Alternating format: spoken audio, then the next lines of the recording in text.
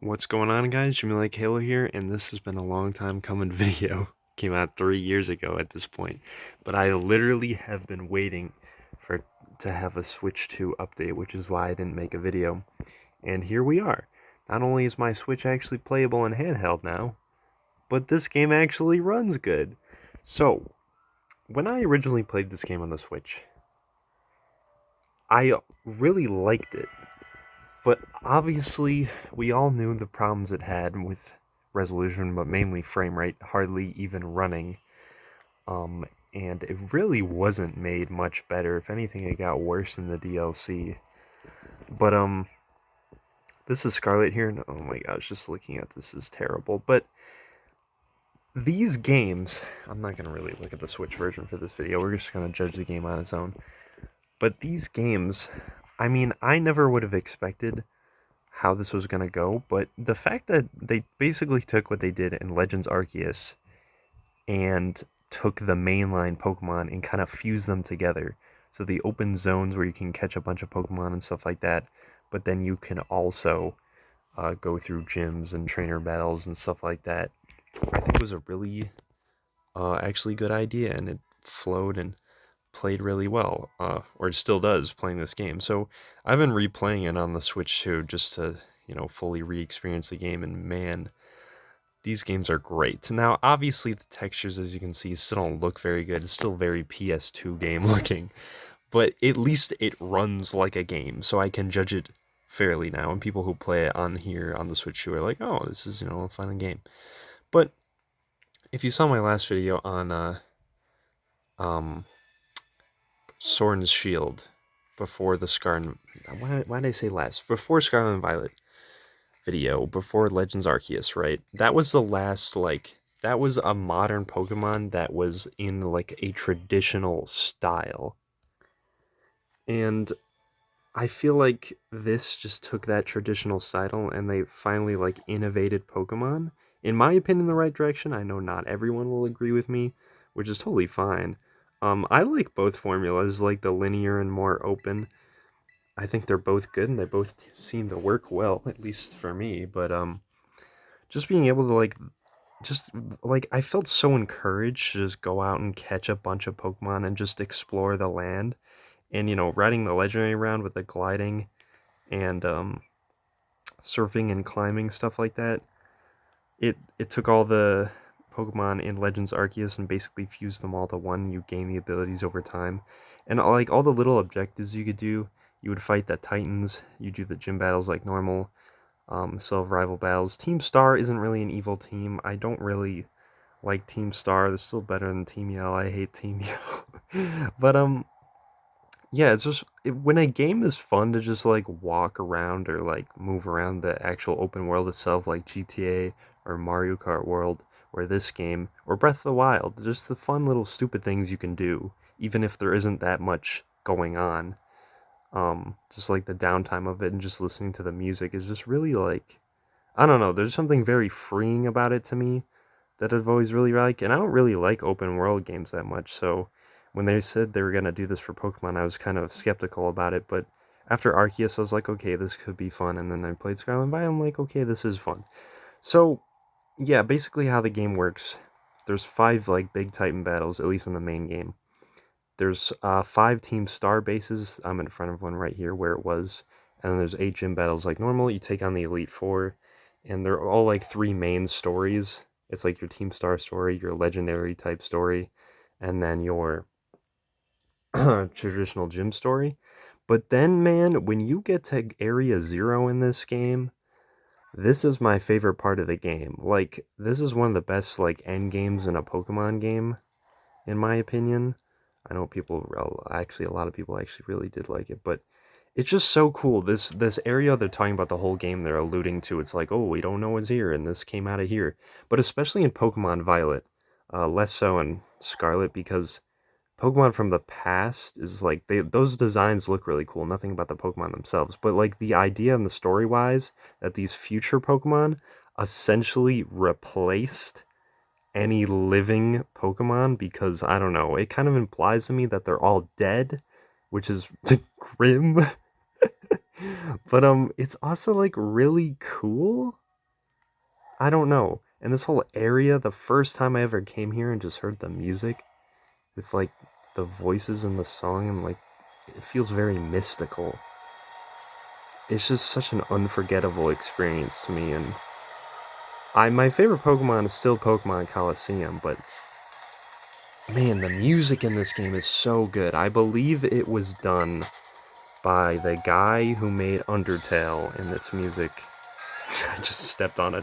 Also on the Switch too, it renders more Pokemon on screen at the same time, so yeah, you step on them a lot. But you also actually are able to dodge them instead of just running right into them, since, you know, the draw distance is further. But anyway, that's besides the point. The whole Paradox Pokemon, both future and past, I think is a really cool idea. I hope in another game they do something like this, because I think it's really cool. It's more than just a Paldea form, like Clodsire is. Um, it's an actual, like, different stats and different design. I mean, look at, I think, what was the Tyrannic Iron Thorns? I got a shiny version of like every single one of these things just because it was fun to do. That's another thing. Shiny hunting, I love doing in Arceus, and I don't know if it was more fun in this game, but doing the sandwich shiny hunting was really fun to me. And it didn't make the little shiny jingle, so it was kind of hard to find them. So when you saw them and like encountered them, it was kind of hype. But yeah, overall, I don't know. It's just like really my favorite area of the game is Area Zero. Really like the whole gameplay and story, surprisingly, of this Pokemon kind of remind me of Persona. How it's like the specific characters are very like personal in a group all together fighting some major thing. The final boss, won't spoil, also super duper cool. Um, as who he is, being, I don't know, never. Let's just say, other than Sword and Shield, I guess the Sonia wasn't really.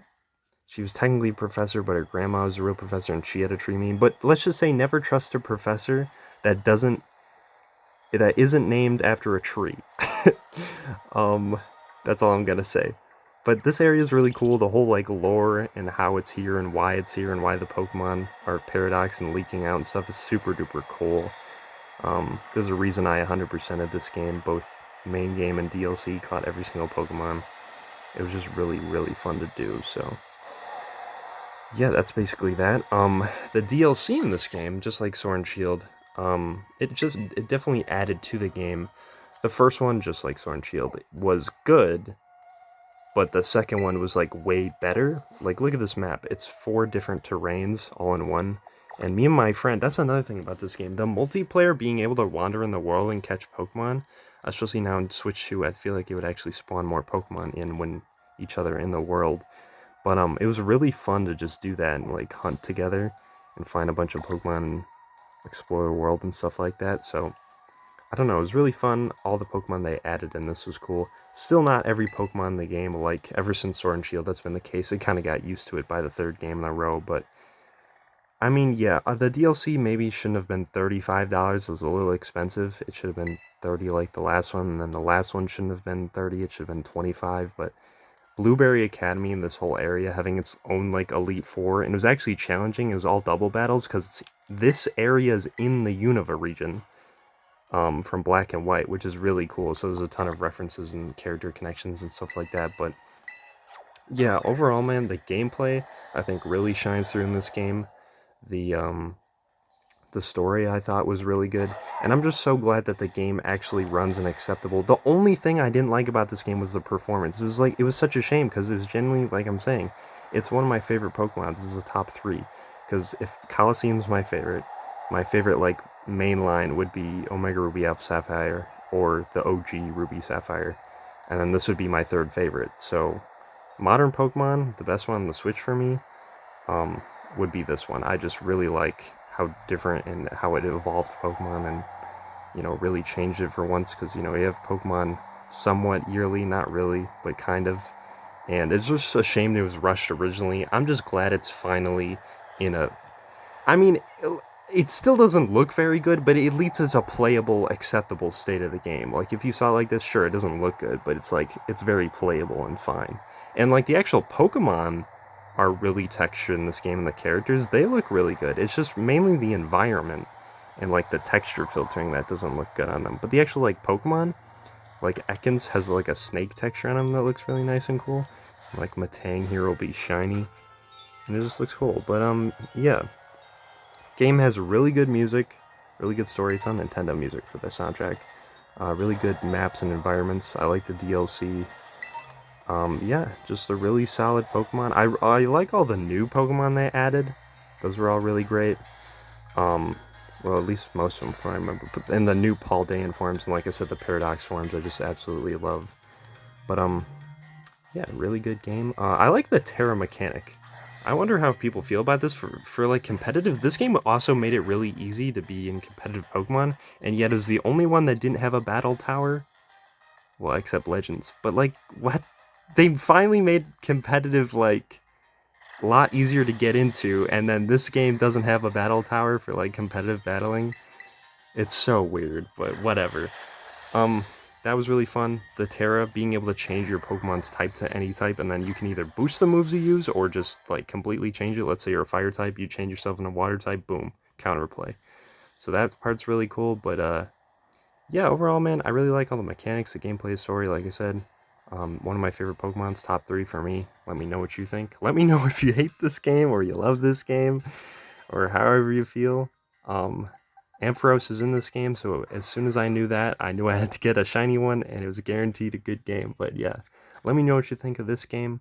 I'm very excited for Legends ZA coming out later this year, and yeah, let me know what you think of this game. Leave a like if you like videos like this and you want to see more Pokemon videos. Stay subscribed to know when those are coming out.